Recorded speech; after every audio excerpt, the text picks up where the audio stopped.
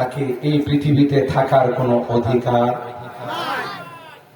আল্লাহর নবী শাতমে রাসূল মান সাব্বা নবিয়ান ফাকতুলুহু নবীকে গালি দিলে আল্লাহর নবীও বরদাস্ত করতে পারে না। বুখারী শরীফ খুলে দেখুন, বাবু মান লি কাব ইবনে আশরাফ অধ্যায় কায়েম করেছে যে কাব ইবনে আশরাফের কল্যাণ আনার জন্য কে রেডি আছে? সুবহানাল্লাহ বলেন। কেন উঠতে বসতে এই ইহুদির বাচ্চা আল্লাহর হাবিবকে গালিগালাজ করে? কথা বলেন ঠিক কিনা? আর আল্লাহ কোরআনে বলেন, ও নবী,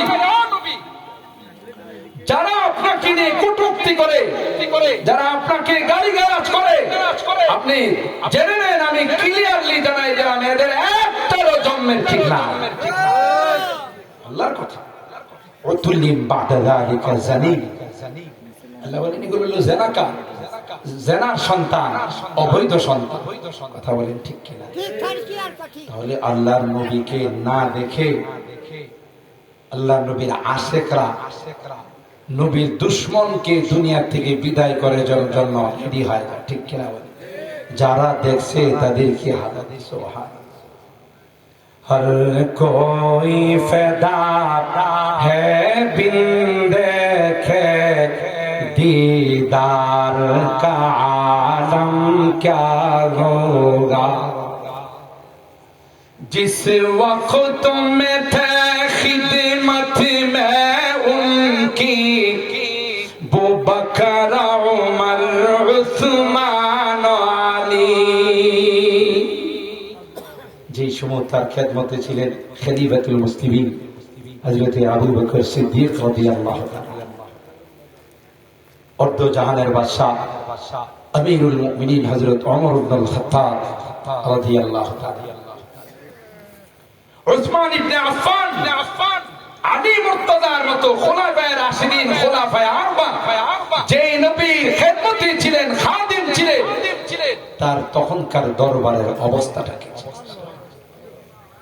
जिस वक्त में थे खिदमत में उनकी वो बकर उमर उस्मान अली, इस वक्त रसूल अकरम की दरबार का आलम क्या होगा।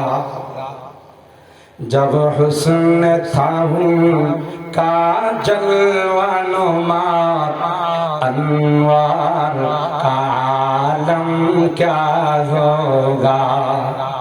हर कोई फैदा है बिन देखे दीदार का आलम क्या होगा। अल्लाहु আকবার। আল্লাহর হাবিব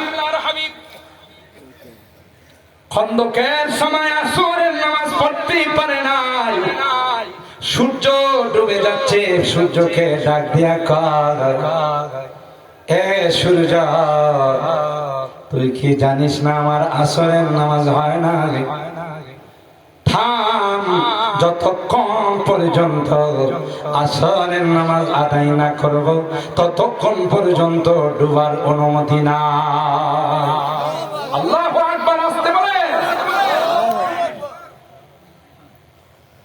কাফেররা আবদার জানাইল, মুহাম্মদ যদি তুমি সত্যিকার অর্থে নবী হও, পূর্ণিমার চন্দ্রটাকে দুই টুকরা করে দেখাই দাও। ঈমান আনবা তো? কি যে বলো? অবশ্যই।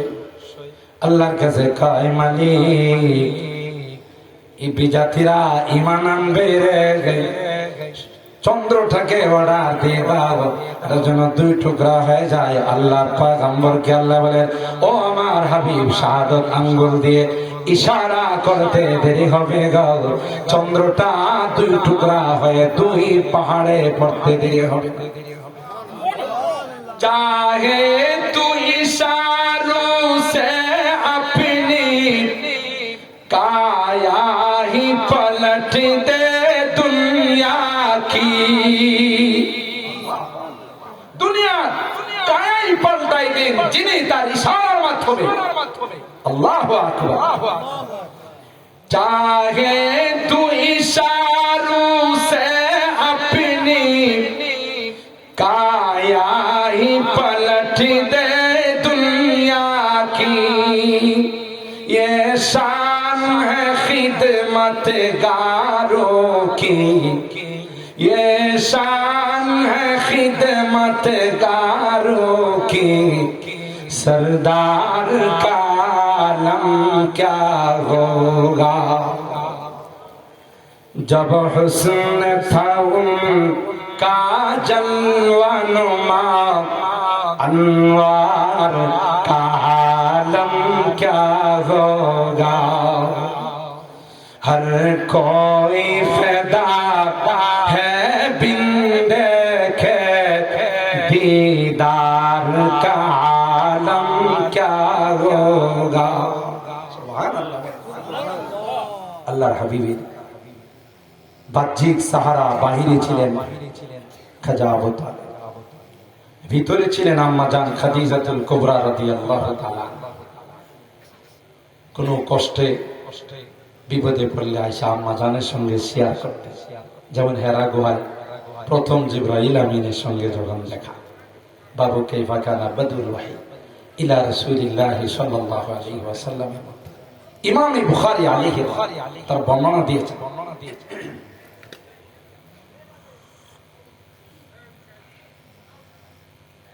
হযরত জিবরাইলের সঙ্গে সর্বপ্রথম দেখা, যে জিবরাইলের গায়ে 600 পর আছে। একটা পর দিয়ে পৃথিবীর মধ্যে আঘাত করতে দিলে হয়, গোটা পৃথিবী উলট পালট হতে দিলে। এরকমের পাকা পর কয়টা আছে জিবরাইলের গায়ে? বলেন বলেন বলেন। 600। কি পরিমাণ শক্তি! আর যাকে চাপ দিছে হেরা গুহায় আসা, তার গায়ে হতো জান্নাতি 40 জন যুবকের শক্তি ছিল। আপনাদের সুবহানাল্লাহ মনে হইতেছে, সবাই বুঝে রাখছে। আরেকটু জোরে গান, আরেকটু জোরে গান। এই সবাই এখন মাশাআল্লাহ হিম্মত নিয়ে, ইমানি জোশ নিয়ে, তাকত নিয়ে আরো জোরে বলেন সুবহানাল্লাহ, জোরে বলেন আল্লাহু আকবার, আরো জোরে আল্লাহু আকবার। যারা ঘুমিয়ে আছে এরা যেন মনে করে যে কিয়ামত পুরো কায়েম হয়ে গেছে। না, মানুষ আল্লাহু আকবার কয় না। কথা বলেন ঠিক কিনা? কিয়ামত থেকে বাঁচার জন্য হলো ঘুম থেকে উঠবে, ঠিক কিনা বলেন? আল্লাহ কবুল করেন, আমিন বলেন। হযরত জিবরাইল আমিন চাপ দিয়েছে আল্লাহর হাবিবকে, যার গায়ে জান্নাতি 40 জনের যুবকের শক্তি আছে। এক একজন জান্নাতি যুবকের গায়ে পৃথিবীর 100 যুবকের শক্তি আছে। আরো জোরে বলেন সুবহানাল্লাহ। সেই হিসাবে আমার রাসূলের গায়ে দুনিয়ার 4000 যুবকের শক্তি ছিল। আরেকটা আসতে কম সুবহানাল্লাহ। কেমন শক্তিশালী ছিলেন, কেমন পাওয়ার ছিল। তারপরেও জিবরাইল যখন ফাআখাযানি ফাগাত্তানি হাত্তা বালাগা মিন্নি, চাপ দিয়ে যখন সিনার মধ্যে লাগায়া ছেড়ে দিয়েছেন, আল্লাহর হাবিব বলেন জীবনে এত বড় চাপ আমি খাই নাই।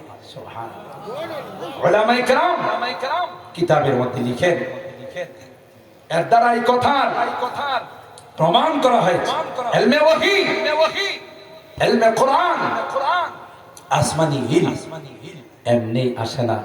উস্তাদের সাথে ছাত্রের সিনার মিল থাকতে হবে। জাগতিক বিদ্যা পকেটের মধ্যে ছোটখাটো অস্ত্র নিয়ে অর্জন করা যায়। শিক্ষক কিছু বললে হুমকিও দেওয়া যায়, বেশি কিছু কইবেন তাহলে কিন্তু শুট করব। কথা বলেন ঠিক কিনা? কিন্তু যদি সম্পর্ক কাটা হয়ে যায়, সম্পর্ক যদি বিচ্ছিন্ন হয়ে যায়, আল্লাহর কসম তার সিনার মধ্যে ইলমে ওয়াহী ঢুকবে না, ঢুকবে না। কথা বলেন ঠিক কিনা? কারণ এইটা জাগতিক বিদ্যার মধ্যে আকাশ পাতাল ব্যবধান। কারণ এই সিলেবাস আল্লাহ প্রদত্ত, আর জাগতিক বিদ্যার সিলেবাস ওই সুরতালি কুরতালি লালমোহন দলামোহন এর পরিচিত, এর প্রতিষ্ঠিত। কথা বলেন ঠিক কিনা? এই জন্য এখান থেকে কথা বুঝাইছে সিনার সাথে চাপ দিই যে এটা ইলমে ওয়াহী সিনার থেকে সিনার মধ্যে। সুবহানাল্লাহ। আল্লাহর হাবিব এই চাপ খায়া পাঁচখানা সূরা আলাকের আয়াত নিয়ে আয়েশা সর্বপ্রথম শেয়ার করছেন আম্মা জান খাদিজাতুল কুবরা রাদিয়াল্লাহু তাআলা, তাই না? খাদিজা জাম্মিলুনি জাম্মিলুনি লাকাদ খাশিতু আলা নাফসি, আমার ভয় হচ্ছে যে চাপ আমি খেয়েছি আমি বাঁচবো কিনা। হে মা বোনেরা যারা বয়ান শুনতেছে, অনেক দূরে আওয়াজ যাচ্ছে, ভালো করে শুনে রাখেন স্বামী স্ত্রীর সম্পর্ক কেমন হয়। আল্লাহ কোরআনে সূরা আর রুমের 21 নম্বর আয়াত তাই বলছে, ওমিন আয়াতিহি আন খালাকা লাকুম মিন আনফুসিকুম আজওয়াজা লিতাসকুনু ইলাইহা ওয়া জাআলা বাইনাকুম মাওয়াদ্দাতান ওয়া রাহমা। কোরআনের এই আয়াতে আল্লাহ ইরশাদ করেন, স্বামী স্ত্রী একজনকে আরেকজনের জন্য আমি আল্লাহ এই জন্য বানাইলাম, স্বামী যদি বাইরে কোনো পেরেশানিতে পড়ে স্ত্রীর কাছে আসলে তিনি সান্ত্বনা দিবেন। তাদের মধ্যে মিল মহব্বত এত গভীর হবে গোটা দেশ মিলে এই সম্পর্ক বিচ্ছিন্ন করতে পারবে না। কথা বলেন ঠিক কিনা? যদি স্বামী বিচ্ছিন্ন না। কিন্তু দুঃখজনক হলো বর্তমান সময়ে অধিকাংশ ম্যাডাম স্বামী বিপদে পড়লে স্ত্রীর সাথে শেয়ার করলে কাটা গায়ে লবণ লাগায়, কথা কয় না। বুঝা গেল? স্ত্রীত্ব আল্লাহ তাআলা যেই জন্য ইস্তিওয়াজি সম্পর্ক স্বামী স্ত্রীর দাম্পত্য জিন্দেগি বানাইছে, এটা আমাদের থেকে চলে গেছে। আম্মা জান খাদিজাতুল কুবরা রাদিয়াল্লাহু তাআলা আল্লাহ নবীকে সান্ত্বনা দিয়ে বলেন, কাল্লা ওয়াল্লাহি লা ইউখজিকা আল্লাহু। আপনি কোনো টেনশন করেন, কোনো টেনশন করেন, আমি আল্লাহর কসম করে বলতে পারি আপনার মতো মহামানবকে আল্লাহ কোনোদিন অপমান করবে। বাহিরে বাহ্যিক সাহারা ছিল খাজা আবু তালেব আল্লাহ নবীর চাচা।